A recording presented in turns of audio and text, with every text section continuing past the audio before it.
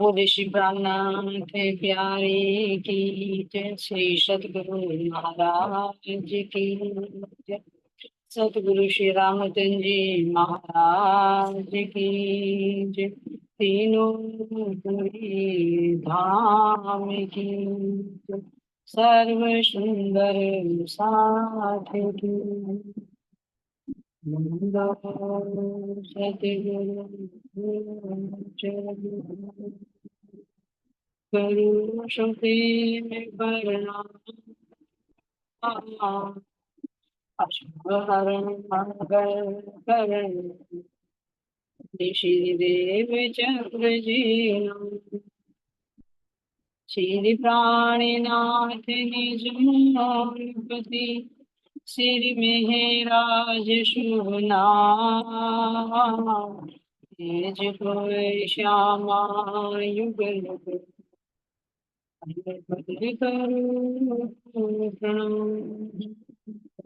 श्री प्राणीनाथ तुम सत्य हो तुमसे चलत जहाज मैं अधीन करनी नहीं महाग्रह की राज महाग्रह की राज। बोले श्री प्राणनाथ प्यारे की जय। राम के धनी की जय। कृष्ण कन्हैया लाल की। प्राणादान प्यारे सुंदर श्याम जी, आप सबके धाम हृदय में विराजित हो। प्राण प्रियतम प्राण वल्लभ प्रेम चरण में कोटि कोटि सुंदर श्याम जी धाम धनी के अपार मेहर से हम अपने सतगुरु श्री रामचंद्र महाराज जी की बेटा को सभी। तो कल हमारी 9वीं लहर पूरी हो चुकी थी और 10वीं में हम प्रवेश कर चुके। ठीक है, तो 10वीं लहर में ही किस तरह से महाराज जी कह रहे हैं कि संवत 1978 में पुनः घर को छोड़ देते हैं, क्योंकि जडोदा पांडा आते हैं 2 वर्ष तक घूमने के बाद में 9 वर्ष तक जूड़ में रहकर सत्संग भी करते हैं। और अंदर में जो एक विरह की आग लगी हुई थी, तो वो विरह की आग महाराज जी को यहाँ पर ठहरने नहीं, है ना। तो किस तरह से महाराज जी फिर बताते हैं कि मैंने घर वालों से परमिशन ली है ना, उन्हें घर संभालने के लिए कहकर, और कहा कि अब मैं निकलता हूँ और अगर मुझे सतगुरु मिले तो वापस आऊंगा, अन्यथा कहीं भी जाना चाहिए, लेकिन वापस लौटकर नहीं। इस तरह से सुंदर शाह जी महाराज जी की दूसरी परिक्रमा शुरू होती है ना। पहली परिक्रमा जो कि एक कहेंगे स्थूल से, दूसरी परिक्रमा मन से, और तीसरी परिक्रमा जो होगी वो बुद्धि से होगी, क्योंकि जागनी होगी आत्मा के साथ में जो ज्ञान। क्योंकि तीसरी बार फिर महाराज जी जागने के लिए निकले। तब ये दूसरी परिक्रमा चल रही है, तो इसमें महाराज जी कह रहे हैं कि जैसे मैं पहले गया था, जहां जहां को गया था वही वही को अब फिर मैंने अपनी यात्रा का शुभारंभ कर दिया।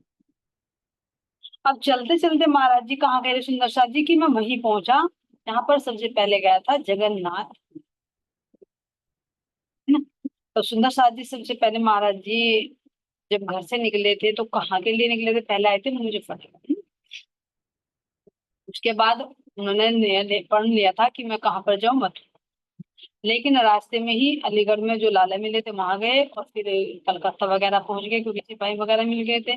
फिर वहां से छुट कर आए तो बनारस रहे, है ना।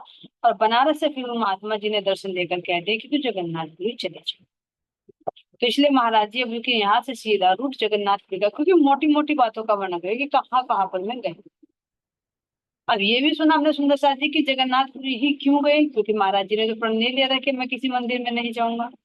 लेकिन अंदर कहीं वो ईगो ना रह जाए, उसको फिर दोबारा से मंथन करने के लिए। क्यों? क्योंकि स्थान कोई भी गलत नहीं होता सुंदर साथ जी, और वहां के रहने वाले भक्त लोग या कोई भी होता, हर एक गलत नहीं होता, सबका अपना अपना व्यवहार होता। तो इसीलिए कहा जाता है कि किसी के व्यवहार पर हम अपने मंदिरों से, हम अपने सत्संग से अलग क्यों होते, है ना। तो महाराज जी को यही शिक्षा देना चाह रहे हैं कि अगर हमें भी कोई घर में, मंदिर में कोई कहीं पर कटु शब्द कह दे तो वहां बैर न बांधे कि भाई मुझे वहां पर दोबारा नहीं जाना, क्योंकि जहां अपनी आत्मा का कल्याण होता है ना, वहां 10 बार भी जाना पड़े तो चले जाना चाहिए। तो यहाँ सुंदर साथ जी महाराज जी कह रहे कि वहां पर एक मारवाड़ी रहता था, मारवाड़ का रहने वाला, उनसे मेरा भजन सत्संग होता था। अब कह रहे हैं यहाँ पर, 8 रोज के बाद सेठ से लेकर विदा चले आगे, सने सने पग यात्रा करके तांडुर पहुंचे जाके। कह रहे 8 रोज लगातार यहाँ पर रहे जगन्नाथ में मारवाड़ी के साथ में, 8 दिन तक रहे, उनके साथ में सत्संग किया। सत्संग में भी सुंदर साथ जी कह रहे कि सत्य की बातें होती थी, जैसे भागवत है, गीता, गीता को पढ़ते थे, रामचरितमानस महाराज जी ने पढ़ रखी थी, अंदर में हनुमान जी भी विराजमान हुए थे, है ना। तो इन ज्ञान की बातों पर सत्य धर्म की चर्चा होती थी, कोई इधर उधर की। तो कह रहे 8 रोज तक यहाँ पर चर्चा हुई, और उसके बाद में मैं उनसे विदा लेकर यहाँ से तांडुल की तरफ चल, धीरे धीरे चल दिया और तांडुल जाकर पहुंचा।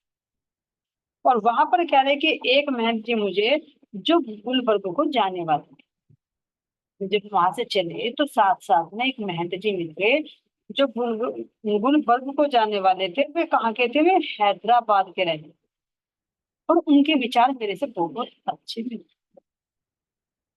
क्योंकि देखो, जब हम घर से निकलते हैं ना सुंदर साथी, वास्तव में साथी भी कहीं ना कहीं महाराज जी वो व्यवस्था करा ही देते, क्योंकि उनकी पल पल मुंह पर नजर। तो इसलिए कह रहे हैं कि वे क्या थे? हैदराबाद के रहने वाले थे, और गुलबर्ग जा रहे थे। अब यहाँ पर कह रहे हैं कि साथ लिवा ले गए वहां से हमको वे अपने स्थान, जूदी नदी के संगम पर स्थित था वह स्थान महान। मुचकंदा संकट मोचन दो दुनिया मिलते संगम में, ईसा मूसा नाम पुकारे जाते इनके यमुनों में। महाराज जी कह रहे कि मैं यहाँ से चल जाऊं उनके साथ में, और जोधी नदी के संगम पर वो स्थान था जहाँ पर मैं, और वो स्थान कहाँ पर था? दो नदी, एक कह रहे मुचकंदा और एक संकट मुच, दो नदियों का जहाँ संगम था, उस संगम पर हम रुके। और उसको क्या कह रहे हैं? यवन लोग क्या कहते हैं इसको? ईसा और मूसा के नाम से। ईसा और मूसा, है ना। तो ईसा श्यामा महारानी के लिए आया, मूसा इमाम मेहंदी के लिए आया, है ना। तो उनकी ये दो नदी, जैसे केन नदी का वर्णन भी आता है वाणी के लिए, नील नदी, तातम वाणी का भी पुराना संकेत है। नील नदी क्या कर, किसी नील नदी में उसको फैरून की सेना को डुबा दिया गया था, फैरून की सेना को उतार दिया। हारून और फैरून, जो औरंगजेब और छत्रसाल जी के लिए आता है। ऐसे ही यहाँ पर ईसा मूसा नाम की दो नदी है। इसलिए तो सुनते साथ जी देखो, यहाँ पर एक सफा और मरवा पर्वत होता है, उसे किसका प्रतीक है? वो पुखराज और माणिक। इसलिए यहाँ पर भी उनके संकेत है, लेकिन उनको यही घटित कर देते हैं ज्ञान था, बस वहां तक नहीं पूछा। जैसे हम अब ले ले अपने को, ये कहे कि भाई जमुना जी तो दिल्ली के पास रहती है, लेकिन ये वाली जमुना थोड़ी, अरे बेड की जमुना जी देखो, और उसके भी परे अपने परमधाम की जमुना जी देखो। असल कहाँ पर है? नकल। लेकिन जब तक तारतम्य नहीं होता, तो तब तक हम इस नकल को ही असल समझेंगे, ये कारण है। तो यहाँ कह रहे हैं कि ईसा और मूसा नाम की दो नदियां हैं, जिन्हें यमुना में मुसलमान लोग ये ईसा और मूसा के नाम से पुकारते हैं। हिंदू में मुस्कंदा और संकट मोचन। बड़ी कृपया की महंत ने गुलबर्ग के अपने ऊपर, दे करके आश्चर्य देश स्थान छोड़ बैठे हम पर। अब कह रहे सुंदर सा जी यहाँ पर कि इन्होंने, इन महंत जी ने जो गुलबर्ग के थे, मेरे में बहुत बड़ी कृपया की। ऐसी कौन सी कृपया की? कि देकर के आश्चर्य वेश स्थान छोड़ बैठे, मुझे एक ऐसा साधु का वेश दे दे, सारी जिम्मेदारी मेरे ऊपर सौंप दे। क्यों? क्योंकि सुंदर साथ जी इनका एक आश्रम चलता, जो गुलबर्ग के रहने वाले महल थे, हैदराबाद के गुलबर्ग के लिए जाते थे ना, अभी पीछे पड़ा ना कि गुलबर्ग के लिए ही चल रहे थे। तो कह रहे कि उन्होंने मेरे ऊपर बड़ी कृपया की, क्योंकि क्योंकि इनका यहाँ पर आश्रम चल रहा था, तो महाराज जी को तलाश थी सतगुरु कि भाई मुझे बिल्कुल सतगुरु मिल जाए, है ना, सतगुरु बना लो। तो यहाँ पर महाराज जी इनके पास आश्रम में रहे, और रहकर इन्हें अच्छी तरह से व्यवस्था की, मतलब आश्रम का संचालन अच्छी तरह से किया। तो यहीं पर जब उनके अंदर उन्होंने कुछ देखा, इनके माइंड के अंदर, क्योंकि कह रहे कि बड़े प्रसन्न थे, तो विचार मिले एक दूसरे के। तो महाराज जी के अंदर यह होगा कि शायद मैं इनको अपना गुरु बना लूं, लेकिन कुछ प्रभु तो कुछ रहूं, तो कुछ दिन बिताऊं तो सही। और ये थे महंत जी, इनकी भी रुचि थी महाराज जी में, इनको भी अच्छे लगते थे, दोनों के विचार मिले। तो आश्रम में महाराज जी यहाँ पर रहने लगे, संचालन भी अच्छी तरह से करते। तो महाराज जी कह रहे कि आश्रम, जब मैं आश्रम पर मतलब आश्रम में आया तो तब थोड़ी सी मतलब इंतजाम सही नहीं था आश्रम। लेकिन जैसे ही मैं आश्रम में रहने लगा, मैंने वहां की व्यवस्था देखी, तो वहां की इनकम भी बढ़ी, है ना, वहां की आय में भी मतलब क्या मैनेजमेंट है कि कितना खर्च होना है, कितना कमाई हो रही है, सारी व्यवस्था देखनी पड़ती है आश्रम की, ऐसे थोड़ी आश्रम चलते हैं। तो महाराज जी कह रहे हैं कि पहले कुछ नहीं बचता था, लेकिन जब से मैंने कार्यभार संभाला था तो कुछ आमदनी भी बढ़ने लगी थी और बचत भी होने लगी। और इतनी अच्छी व्यवस्था चल रही थी कि कोई साधु संत आता था तो कभी भूखा प्यासा नहीं जाता था। ऐसा नहीं होता था कि उनको कोई सुविधा ना हो, है ना। तो इसलिए महाराज जी कह रहे हैं यहाँ पर कि मैंने बहुत अच्छी तरह से कार्यभार संभाला, जिसके कारण वे जी मुझसे बहुत प्रसन्न हो। तो वहां कह रहे कि उन्होंने मेरे से प्रसन्न होकर क्या कहा कि सारी जिम्मेदारी मुझे उसकी वहां पर उन्होंने सौंप दी। अब कह रहे हैं यहाँ पर, साधन योग मनन गीता का साथ साथ करते रहते, सिर्फ आधा घंटे सोते हम, चित नेम रहते अनुरक्त। अब यहाँ पर महाराज जी कह रहे हैं प्रसाद जी कि मैं केवल इतना कार्य में व्यस्त होता, देखो केवल 8 घंटा सोता, 24 घंटे में से 8 घंटा सोता, और बाकी समय किस में लगाता, मैं अपने उसी में ही लगा देता, आसन की व्यवस्था। और इसके साथ साथ में कह रहे कि ये भी नहीं है,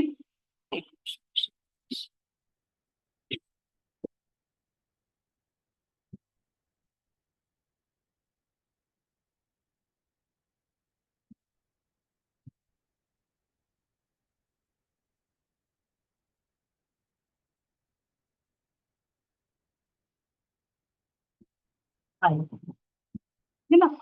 तो महाराज जी ये कह रहे कि मेरे ऊपर अगर इतनी जिम्मेदारी आ गई तो इसका मतलब ये नहीं कि मैंने अपना सारा समय उसमें ही लगा। ये नोट करने वाली बात है। कह रहे हैं साथ में ध्यान देना, साधन योग मनन गीता को साथ साथ करते हैं, अपना ध्यान भी, अपना योग भी, अपने गीता का मंथन भी, है ना। इस तरह से हम अपने आप को निरीक्षण करते रहते और अपनी साधना में हमने कभी कमी नहीं आने दी, भले ही सोने में कटौती की। तो आश्रम की व्यवस्था भी अच्छी तरह से देखी और अपने ध्यान भजन भक्ति भी नहीं छोड़ी। अब साथ में सत्संग भी करते हो हम कुछ जब, क्योंकि आश्रम में जब आते हैं तो ये तो नहीं है कि बाहर का खाना खाना ही हो गया चलो भाई। वे जो जिज्ञासु आत्मा होगी वो तो, क्योंकि आश्रम में भी तो सब तरह के आते होंगे, तो महाराज जी की नजर तो होगी ना, कोई ऐसा बिरला मुझे संत मिल जाए जो जिनको मैं गुरु बना। महाराज जी को यहाँ पेट भरने के लिए थोड़ी रह रहे थे आश्रम। तो ऐसे सुंदर साथ जी अगर यदि हम भी सोचे कि भाई हम आश्रम में रह रहे हैं, घर में रह रहे हैं, बस सेवा कर रहे हैं, तो इसी से ही हो जाएगा। देखो पन्ना जी में जब हमारे एक्सपायर की पीतक चली थी ना, उसमें भी आता कि सुंदर साथ जब सेवा करते थे तो बाद में महाराज जी से चर्चा भी सुनते थे। सुंदर साथ कोई सा रह जाता था तो आकर महाराज जी से करते थे विनती कि मैं सेवा में लगी हुई थी, मुझे दोबारा से वो सुने, कैसे जमुना जी का विस्तार है, कैसे हम वहां पर लीलाएं करते हैं। तो ऐसे यानी लौकिक सेवा के साथ साथ में आध्यात्मिक और ज्ञान की सेवा भी करनी चाहिए, नहीं तो हमारी जागने का रहा नहीं।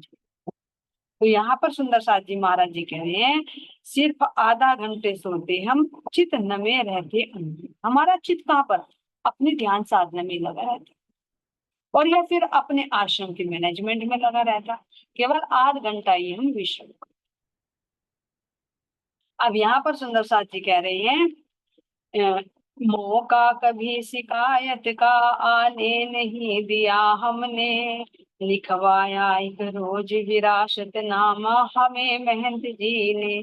तो ऐसे भाव से सेवा की सुन सकते कि उनको उनका दिल जीत गया। कह रहे कि कोई आमदनी भी बढ़ने लगी आश्रम की, है ना। और कोई अगर भक्त महात्मा वहां पर आता तो बर्तन भी, वस्त्र भी, जो भी उसकी इच्छा होती उसको हर चीज उपलब्ध। अब जब आश्रम की व्यवस्था इतनी अच्छे से हो रही है, किसी को कोई परेशानी ना हो रही है ना, इनकम भी बढ़ रही हो, तो उनके जिम्मेदार मैं क्यों पर्सन नहीं हूँ? जैसे हमारे धनी देवचंद जी महाराज जी ने हरिदास जी को खुश कर दिया, ऐसे इन्होंने इनका दिल जीता। उनके दिल में क्या आए थे हरिदास जी के, अरे ये तो बहुत सेवा करते हैं, परिक्रमा भी करते हैं, रात रात भर सोते भी नहीं है, इन्हें क्या चाहिए, है ना। तो उनके अंदर आया कि उन्होंने इनको दीक्षा दी, या फिर बाद में आया कि मैं इनको बाल मुकुंद जी की मूर्ति दे दी, घर पर नहीं जाना। क्योंकि जब वो सतगुरु का दिल खुश होता है ना, तो वो खुले हाथों से सब कुछ देता है। सतगुरु आप दीपक भये कि ये जो आप समय, फिर ये नहीं कि सब कुछ कुछ कुछ थोड़ा थोड़ा देते हैं रख लेते हैं, सतगुरु सब कुछ देते हैं। पहले दाता हम भये सतगुरु को दीनो से, और पीछे दाता सतगुरु भये सब कुछ कीनो बख्श। सतगुरु सब दे देंगे कब, जब प्रसन्न हो। तो अब यहाँ सुंदर सा जी जो महंत थे गुलबर्ग के, अब इनके दिल में क्या है, अरे इतनी अच्छी मैनेजमेंट कर रहे हैं, रह रही है, रहते रहते यहाँ पर 2.5 साल बीत गए सुंदर से, अच्छे अच्छे को लालच आ जाता है। तो उनके दिल में आई कि भाई चलो अब ये अच्छी व्यवस्था भी कर रहे हैं, 2.5 साल भी हो गए हैं, साथ के साथ में कोई ये नहीं कि जैसे छल कपट कर लेते, भाई इतना आमदनी इतनी अपनी पॉकेट में कर ली, ऐसा कुछ नहीं है। तो महाराज जी ने सोचा कि मैं क्यों ना इनके नाम रजिस्ट्री कर, यानी ये आश्रम इन्हीं के नाम करके सारी जिम्मेदारी इन्हीं को महंत बना, अपनी गद्दी पर इन्हीं को बैठा। तब यहाँ पर महाराज जी कह रही हैं, क्योंकि मौका कभी नहीं दिया, लिखवाया एक रोज विरासत नाम, जैसे वसीयत नाम हो जाता ना, है ना, हमें महंत देंगे। हम इस झंझट को अपने सर लेना नहीं चाहते थे, है ना?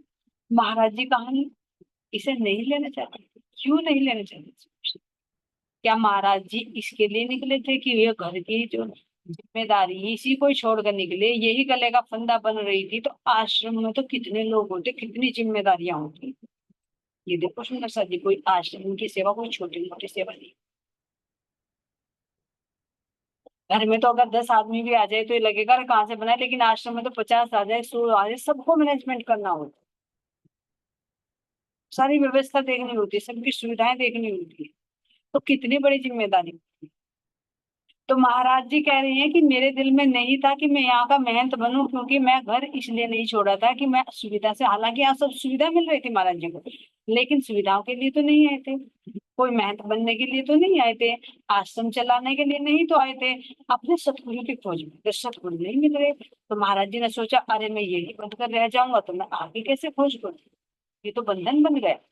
तो महाराज जी नहीं चाह रहे थे, इसीलिए सुंदर साथ जी महाराज जी ने यहाँ ये चौपाई भी बताई है, सुनो रे सत के बनजारे, सुनो रे सत के बनजारे, एक बात कहूँ समझाई, सुनो रे सत के बनजारे। ध्यान देना सुनो, यह महाराज जी तो अलर्ट हो गए, लेकिन ये हमारे लिए बात है, ये हमारे लिए। पहले इंद्रावती सखी ने के माध्यम से धाम दिल्ली ने लिखवाई, अब हमारी रतन बाई के माध्यम से इसको हमने सुना। कह रहे सुनो रे सत्य बन, यानी जो तुम सत्य का बनज करने वाले, सत्य को पाने वाले, क्योंकि सतगुरु महाराज जी किसके लिए निकले हैं, अपने सतगुरु की खोज में अपने परमात्मा को पाने।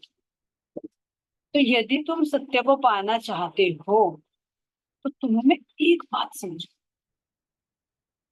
कौन सी बात समझाऊं? या फंद बाजी रची माया की, तामे सब कोई रहा उड़ाई। ये माया का फंद ऐसा लगा हुआ है कि ऊपर से देखो कि इसमें हर कोई उलझा हुआ, कोई परिवार में, कोई बिजनेस में, कोई अपनी नौकरी में, है ना, कोई गृहस्थी में, कैसे ना कैसे कोई, अगर साधु महंत भी बन गए तो आश्रम की जिम्मेदारियों में, है ना, उनके मैनेजमेंट में, भक्त अपनी भक्ति में, हर कोई इसमें उलझा हुआ है, कोई खाली नहीं। लेकिन जो सत्य को पाने वाले हैं उसके लिए महाराज जी विशेष निर्देश दे रहे हैं कि सुनो रे सत्य बन जारो, हे मेरी रूह, क्योंकि सत का वर्णन करने वाली कौन है? ब्रह्म आत्मा ही है। उन्हीं को समझा रही है कि सुनो, तो मैं एक बात समझा रही कि ये जो फंदा है ना, ये जो माया की जो बाजी है, रची माया की, ये फंदा बड़ा उल्टा है। इसमें सब उल्टे लटके हुए हैं। मानव तन को पाकर जाना तो चाहिए ऊपर को, लेकिन चल देते हैं नीचे। सत्संग लेकर सतगुरु की शरण में आकर चलना चाहिए ऊपर को, चल देते हैं नीचे। कैसे समस्या बनी? उल्टी फंदा कैसे लटक, क्योंकि उल्टा लटका दिया इंसान को तो मरता नहीं लटकता। मान लीजिए अगर हमने तारतम ले लिया है ना, और सतगुरु बनाए, और सतगुरु से या राज्य महाराज जी से क्या अपेक्षाएं रख रहे हैं? मेरा ये काम बन जाए, मेरा काम बन जाए, मेरा काम। लो ठीक टकी, उल्टे फंस गए। आए थे तो सतगुरु महाराज जी निकालने के लिए, लेकिन हम उनसे उल्टी मांग करके और संसार। और ये तारतम्य आई थी किसके लिए? हमें आत्मा को जागृत करने के लिए। लेकिन अगर इसी को ही हम एक साधन बनाकर, आय का एक माध्यम बना, पेट भरने का एक साधन बना, नाटक करेंगे। जो इस माया के बंधन से छुड़ाने के लिए आई थी, वही हमने बंधन का कारण बना। या फिर शिष्य, महाराज जी कह रहे हैं कि गुरु बन जाए या शिष्य बन जाए, और शिष्य का क्या मतलब फर्ज होता है? गुरु का पालन करना। और गुरु का क्या होता है कि अपने शिष्यों को बंधान के वो सत्य की पहचान कराए। लेकिन उस सत्य की पहचान न कराकर क्या हो जाता है?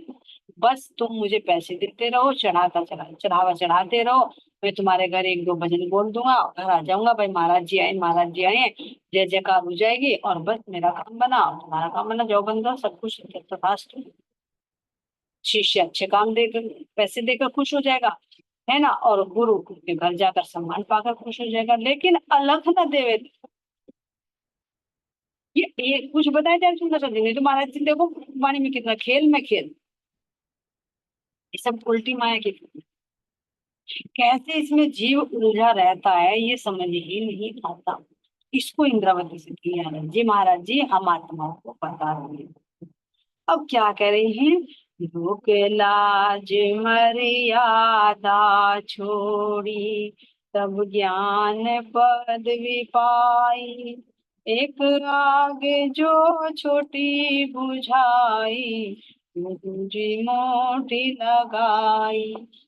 कहे महाराज जी, लोक लाज मर्यादा तब ज्ञान।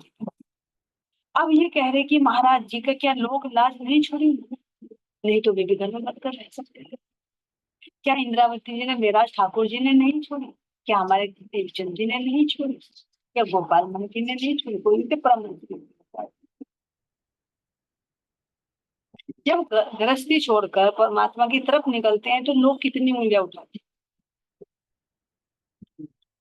लेकिन फिर भी एक साहसी आत्मा होती है जो इन लोक लाज मर्यादा के बंधन को छोड़कर सतगुरु की खोज में निकल लेते हैं, सतगुरु को पाकर वो ज्ञान अर्जित कर लेते हैं। लेकिन दूसरी, एक तो ये बंधन था ही घर की लोक लाज मर्यादा, अगर कोई कोई इस बंधन से उलझ गया तो दूसरा बंधन, दूसरा दरवाजा, माया के भी बहुत दरवाजे पार करने पड़ते। दूसरा दरवाजा किसका? कि अगर तुम्हें ज्ञान मिल गया तो कहीं कहीं तुम उसमें ज्ञानी बनकर तो नहीं बैठ गए। जो घर में, परिवार में अगर तुम चार मेंबरों पर अपनी शहनशाही दिखाते थे, अपनी सिरदारी करते थे, तो कहीं फिर 1000-1200 पे तो नहीं कर रहे। घर में 4 मेंबरों की जिम्मेदारी थी, तो बाहर इतनों की मेंबरी होगा, तो ये भी तो एक फंडा ही लगा, क्योंकि फिर तुम्हें ध्यान में समय नहीं मिला। सही पूछे तो फिर तो ये रहता है कि बस कोई भी सुंदर सा आता है ना, देखा है जिसपे जिम्मेदारी हो जाती है आश्रम की, कोई भी नजर आएगा तो केवल उससे यही पूछेंगे, भाई क्या दोगे आश्रम में, क्या लेकर आए हो? ये नहीं पूछता बंदा, भाई तुम क्या लेने आए हो। क्योंकि अगर हम किसी संत के पास जा रहे हैं, महात्मा के पास जा रहे हैं, एक सामान्य गृहस्थ था, तो वो कुछ लेने के लिए जा रहा है या देने के लिए? देने के लिए जा रहा। तो पहले जो असल चीज है उसकी बात करनी चाहिए, नकली नकली की तो बात वो करते हैं। भाई यहाँ पर भी अगर तुम्हारे सामने अच्छे व्यंजन रख दिए जाए करने के लिए, भोजन के लिए, तो पहले अच्छी अच्छी चीजें लोगे, खराब खराब चीजें, अच्छी अच्छी चीजें लोगे। तो इसी तरह से अगर कोई गृहस्थी किसी संत के, महात्मा के, सतगुरु के पास जाता है, तो उससे सबसे पहले क्या पूछना चाहिए? भाई तुम कहाँ तक चल रहे हो, क्या तुम्हारे अंदर कोई प्रश्न है, कोई जिज्ञासा है, क्या वाणी मंथन कर रहे हो, ज्ञान चितवनी कर रहे हो, ये पूछना चाहिए। यही असल की चीज है। वो तुम्हारे शरण में कुछ लेने के लिए आया अपने घर से चलकर, अपना काम छोड़कर। और आते ही अगर तुम उससे पूछो भाई क्या लेकर आए हो, कितना पैसा दोगे तुम आश्रम में, तो वो क्या सोचे। वो अगर तुम्हारे से कुछ मिलेगा ऑटोमेटिक देगा। ऐसा नहीं होता, जिसके दिल में जिसको कुछ मिलता है वो ऑटोमेटिक सब कुछ न्यौछावर करने के लिए तैयार होता है, वहां मांगने की जरूरत नहीं पड़ती, ऑटोमेटिक देता है। लेकिन जब हम पहले ही माया को लगा रहे हैं कि दो, तो क्या आएगा सामने, अरे जिसके लिए हमारी तो वो तो नहीं मिला, और हमारे से मांगे तो कौन भिखारी और कौन दाता बन गया यहाँ। ऐसी रीति, उल्टी रीति चलती है, तो उसके ऊपर क्या हो जाता है, उसे केवल हर एक से यही नजर आता है कि इससे क्या लूं, इससे क्या लूं, इससे क्या लूं, ज्यादा से ज्यादा पैसा कैसे इकट्ठा। अब परमधाम की दृष्टि से देखिए, अगर ज्यादा से ज्यादा पैसा इकट्ठा हो भी जाए, खूब बड़ा आश्रम भी बना ले, उसमें एसी रूम भी बना ले, कोई करोड़ों सुंदर साथ भी चाहिए हो जाए, लेकिन फिर भी एक ना एक दिन तो ये मिटेगा ही। लेकिन अगर इसी के चक्कर में मैंने अपने ध्यान चितवनी अपना असल खजाना खो दिया, तो उल्टी माया में फंस गए या नहीं फंस, फंसते। अगर इसके रहते रहते निकलते तो कोई बुराई नहीं है। लेकिन वो कह रहे जो अगर इसी में ही एक रूप होकर डूब जाए, जैसे महाराज जी कह रहे कि मैं मैनेजमेंट करता था लेकिन अपने ध्यान साधना नहीं छोड़ी, तो वो तो बेटर है, होना चाहिए। लेकिन ये नहीं होना चाहिए कि अपने ध्यान चितवनी वाणी चर्चा को छोड़ दे और केवल इसी में लगे। ऐसा नहीं होना चाहिए। तो यहाँ सुंदर साथ जी कह रहे हैं, कोट सेवक करो नाम निकालो, इष्ट चला हो बड़ाई, सेवा करो सतगुरु कहलाओ, पर अलग ना देवे लखाई, अलग ना देवे लखाई। कह रहे महाराज जी कि अगर अपने आप पर देखो, अगर महाराज जी यहाँ पर गादी पर बैठ जाते, कितने ही लोग वहां पर गुरु बनाकर पूजते। लेकिन महाराज जी खुद देख रहे हैं कि मैं चाहे मेरे कितने ही मैं गुरु बनकर बैठ जाऊं, कितने में करोड़ों सेवक हो जाए, चाहे मेरे नाम की झांकियां निकालने लगे, है ना, कितना ही मैं इष्ट चला लूं, सतगुरु बनकर कहना सेवा कराऊं, पर जब मेरे पास वो अलग वस्तु नहीं है तो मैं कहाँ से दूंगा, तो क्या मैं गुरु बनने लायक हूं, ये विचार महाराज जी ने मंथन किया, एक एक वाणी को रहनी में उतार कर दिया। और आजकल हम तो क्या करते हैं, गद्दी के लिए कोई हम कहीं का मेहनत बना दे हमारे सिर पर, वो बांध दे, जो टोपी चलती है ना, माला डाले और फिर तो नाम, तो फिर तो चाहे कुछ हो ना हो, एक बार पद मिला चाहिए यहाँ पर संसार में, ऐसे एक बार पद मिला चाहिए, फिर कुछ उसके पास है ना है, फिर तो हजारों तुम्हारे शिष्य तैयार है। किस सब, जिसकी लाठी उसी की, ये चलता है। एक बार सत्ता में आ जाओ फिर तुम बोल भी नहीं पाओगे, उसको कह भी नहीं पाओगे कि तुम गलत कह रहे हो, ये भी नहीं कह पाओगे, ये भी कहने का अधिकार नहीं, अगर कहोगे तो तुम्हारे पे ही जुट। इसीलिए कह रहे महाराज जी की झूठ के संसार में सांच को सांच भी कहना बहुत भारी पड़ता है। तो कह रहे महाराज जी ने इस भाव को देखकर, इस चौपाई को देखकर सुंदर साथ जी, यहाँ पर ये गादी स्वीकार नहीं। वाणी महाराज जी के रहनी में हुई या नहीं, और वास्तव में वाणी रहने के लिए, कहने के लिए, गाने के लिए, सुनाने के लिए, या केवल मनोरंजन के लिए नहीं है कि भाई लगा दे हमने मोबाइल में चल रही है या हमने अपने मनोरंजन के लिए गा दिया, नहीं, ये रहने के लिए, रहनी में उतारना।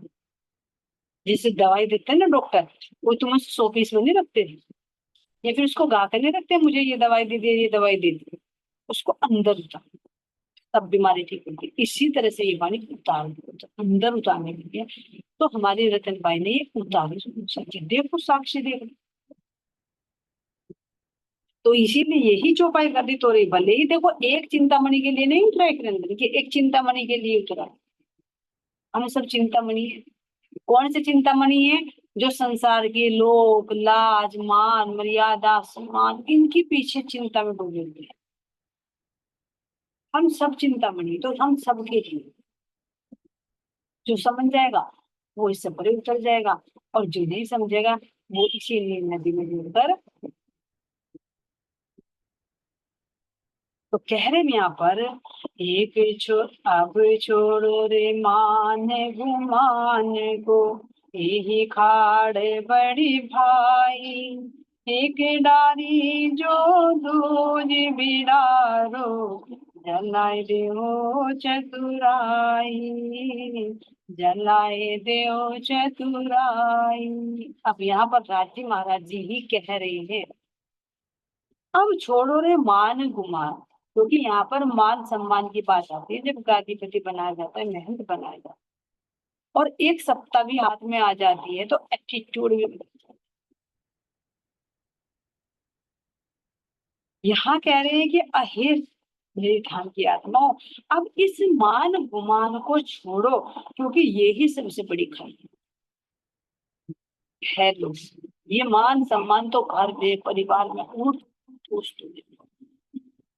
कितना भयानक होता है, क्योंकि लड़ाई का कारण ही ये बनता है, मुझे ये कहते मुझे ये कहते, मेरी पूछ नहीं है। परिवार में देख लो, बड़े हमारे से पूछते नहीं है, अपनी मर्जी से काम करते रहते। तो यही तो कि भाई मुझे मान सम्मान मिलना चाहिए, मेरे से पूछकर सारे कार्य होने चाहिए, लेकिन जहां नहीं होता वहां विरोध बनता है। और उसका मूल कारण क्या है? अहंकार, कि मैं बड़ा हूं। इसलिए महाराज जी यहाँ पर कह रहे हैं कि चाहे आध्यात्मिक में हो और चाहे ये लौकिक में, दोनों तरफ चाहिए। और लौकिक में तो चलो चल जाए, क्योंकि डूबा हुआ तो डूबा और डूबा, लेकिन जो आध्यात्मिक मार्ग पर चल रहा है उसके लिए मान सम्मान जहन के साथ। क्यों? क्योंकि यहाँ पर अहंकार खड़ा हो जाता है, और वहां से फिर अपमान होगा तो इस तरह से टूटता है, इस तरह से टूटता है कि वो टूट कर ही रह जाएगा। क्योंकि आदि हो जाता है ना, जैसे किसी चीज के आदि हो जाते हैं ना, वो फिर छूटती नहीं, और छूटती है तो अंदर बेचैनी होती है, ऐसा ही होता है। इसीलिए कह रहे हैं भैया, ना तो चढ़ो ना कोई फिर गिरे, किसी की नजरों में चढ़ो नहीं, क्यों? वो सिर पर चढ़ाता है, ठीक है भाई तेरा इतना कह दिया, इतनी बात सही है, लेकिन जो मीठी मीठी बातें कर करके सिर पे चढ़ाता हो, सिर पे चढ़ाता हो, पता है, ध्यान रहे कि एक दिन वो ही नीचे डालगा ना तुम्हारा ठोकर।